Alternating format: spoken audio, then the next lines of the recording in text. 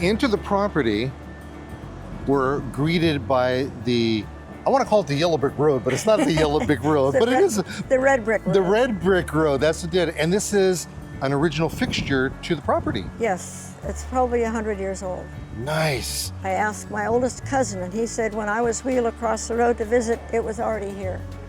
And he's 95 years old. So this is something that your grandfather would have put in, right? My grandfather put it in or had it put in. Yeah, all by hand. Each one has to be put in. You can't mess around with this. And this reminds me of the cobblestones that you see in other countries. This is just not going to wear out. Well, and I remind the guys here, I said, don't blow it off because you blow the sand off that keeps the bricks anchored. Yeah, If it's swept it and you leave some grit and sand, it's better for the bricks. It's interesting how that grit actually holds it and binds it all together. Right. Now, binding all together, we have brickwork over here on this house here. That's reinforced cement brick. This is clay brick in the driveway. Okay. It's red. And is the whole structure of this house made out of the same material? Yes. Okay. Now, I noticed that there's little loop-de-loos on the construction over here and all of that. Is that something that was... That's all architect's design. Okay. All right. Was there any kind of inspiration behind it? It's a Spanish-style house, and they supposedly I've heard they saw a house they liked in Spain, and the architect created this house, and he presented a drawing first. Borrowed the inspiration, and here we are today, huh? Yes. Yes, I can see that. And I like the idea that you have a nice porch-like area over here, and these trees are just amazing. Eugenias. Yeah, they're Eugenias. They predate this house. They were here when the original tiny little wooden house was here. Oh, is that right? So I didn't know there was a little wooden house here. There was a tiny wooden house that my grandfather said it took him 2 weeks to move it. It was across the fence from what is now Heritage Park when he bought this land. And it took him 2 weeks with a horse for power and rollers under timbers to move the house to this location.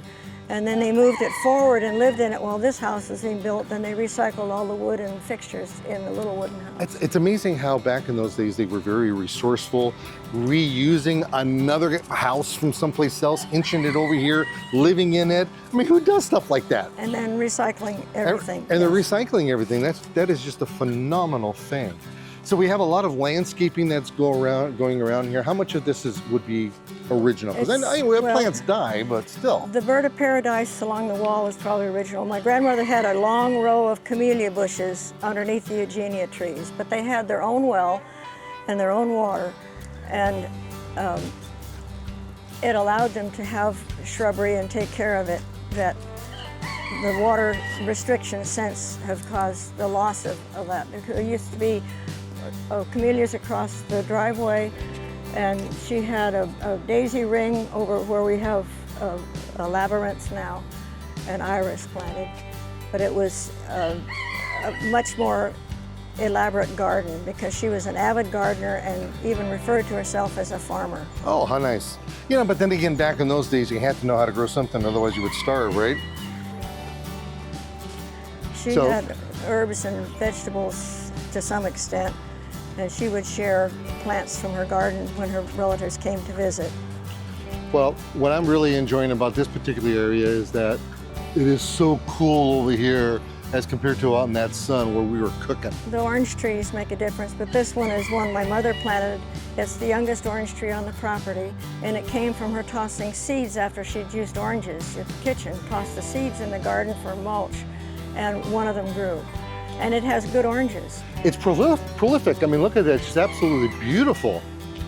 And then we have ourselves a fancy schmancy arbor right here. Rose arbor.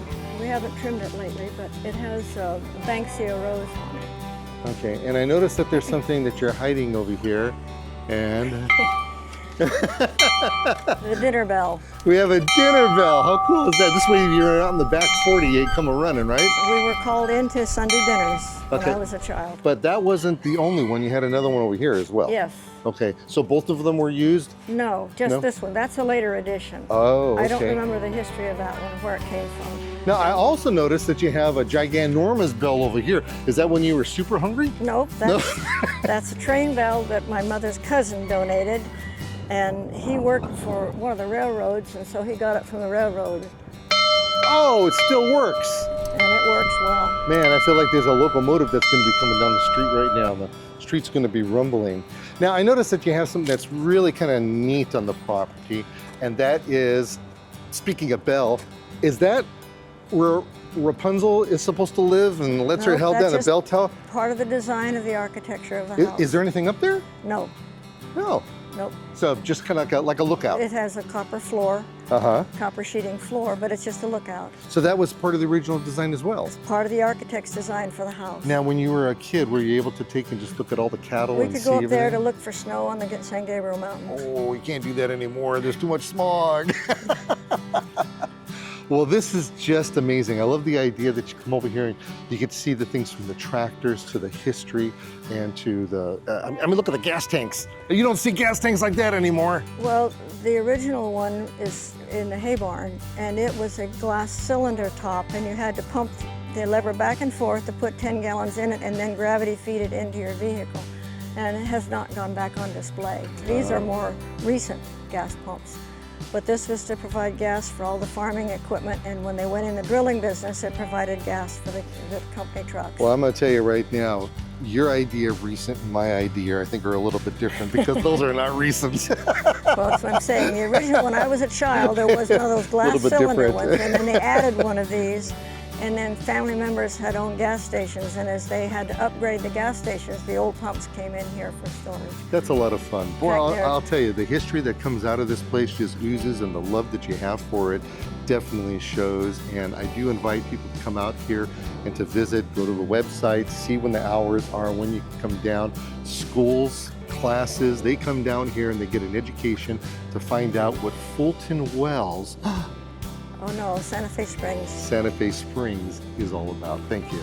And then there are 2 gas station buildings that were moved to the property in the 1950s when, again, they upgraded a gas station property somewhere off the property. So there are a couple of old gas station buildings stashed out back. Way on the back, in the back 40. Well, just the outback. The outback, there you go. It used to be 40 acres, it's no longer.